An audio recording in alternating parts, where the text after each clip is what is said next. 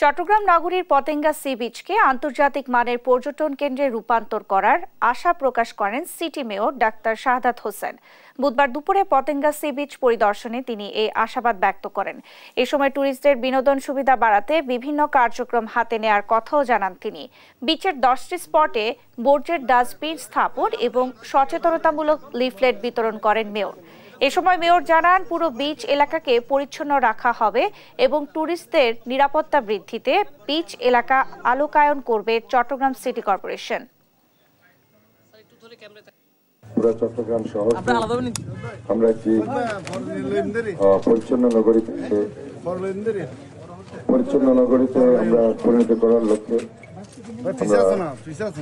চট্টগ্রামের যে নান্দনিক স্পটগুলো আছে সেখানে আমরা কিছু কার্যক্রম হাতে নিয়েছি।